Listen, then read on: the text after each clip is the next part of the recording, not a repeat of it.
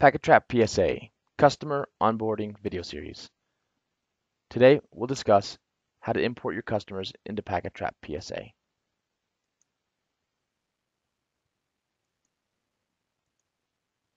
By the end of this video, I hope you have a better understanding how to export your customers from QuickBooks, import those customers into PacketTrap, talk about the importance of the undo import, and last but not least, I'll try to share with you some tips and tricks along the way to hopefully make your import successful the first time. Today, we're going to be doing an export out of QuickBooks. Now, by no means does that mean you have to have QuickBooks to work with PacketTrap. As long as you can get your customers out into a CSV file or Excel file, you can import those customers into PacketTrap. But for today's example, let's go ahead and export those customers out of QuickBooks and import. The first step is going to be to simply log into QuickBooks. Once in QuickBooks, we'll want to go to the Report Center, and we'll want to go to the lists, the report that has lists, and find the customer contact list. Double click on the report, and it should run the report. To import customer data into PacketTrap PSA, we need to have separate columns for things like street, city, state, zip, first name, last name. So out of the box, this report will not work importing data into PacketTrap. So what we want to do is customize the report. Now, some versions of QuickBooks, it's modify. In my version of QuickBooks, it says customize. So quickly, what we want to do is just bring in the data that we want. First name, last name, phone, fax. Contact is one of those fields that merges first name, middle name, last name together. So what we want to do is remove that. The bill to is also one of those fields that merges city, state, zip, all in one field as well. So I'm going to grab street 1, street 2, city, state, zip. Last but not least, I'm going to grab email. There we go. I'm going to click OK to run the report. This report looks fine to me. I'm ready to export it. So in some versions of QuickBooks, you'll have a button that says Export. Here we have Excel. So I'm going to create a new worksheet, and we want a comma-separated value. So we're going to choose that and click Export. I'm saving this file to my desktop as the customer list. I'm replacing a file that I already have there, and that's okay.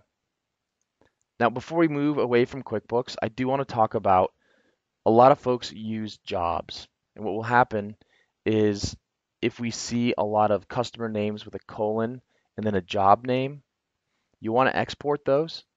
You want to break out the job, and the first column of your spreadsheet will have a redundant customer name. So if there are multiple jobs for ABC customer here, our first column in our spreadsheet will say ABC customer, location name, location address. If you want to bring that location into PacketTrap PSA, you'll take that job name as the location name, and the customer name will be again redundant as ABC. And then the job, address, location, contact, so on and so forth. If you're using jobs, it makes it a little bit more difficult to import. You'll still want to go through these steps, export your customers, get them into a spreadsheet, because you can quickly slice and dice and get all the data in the right columns. Next step, we want to log into PacketTrap PSA, hover over the Customers tab, and click Import Customer Records. The import dialog tells us where's your file and what's the format. Basically, we want to take comma delimited, comma separated, same deal.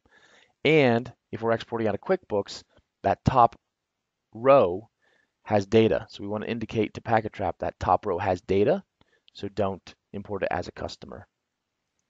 I'm browsing out to my desktop here. I'm grabbing my CSV file, and we continue to step 2. Here, PacketTrap will do its best based on the column headers to match the data.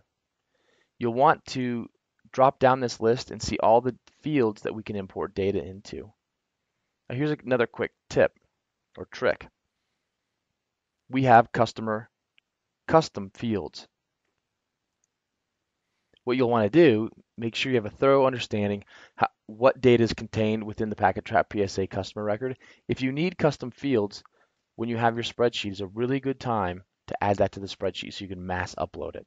So the tip is kind of the takeaway of if you need custom fields within the customer, create them prior to importing, or you'll need to go back and touch each one of those customers. Okay, so looking at our data, street one, the skip basically means don't import data there. So we weren't able to match this. We want to scroll down, plug in street address because that's what it is, and now we'll import that data. If your spreadsheet happens to have data that you don't want imported, simply just skip that column. But in this case, we do want street address. Next, we'll simply click Import Now, and we get some response.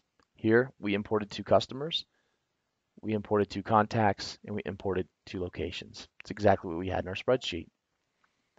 Now, another tip. If you happen to be doing this at midnight and you close this window,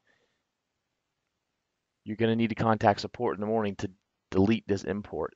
Keep this window open until you are satisfied with your import.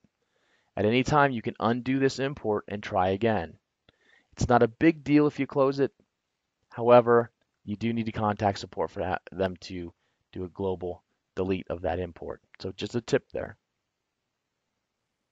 Next, we want to jump into our customer list and take a look at the data. Here are 2 customers. Here we brought in email, phone, and our street address. Looks pretty good.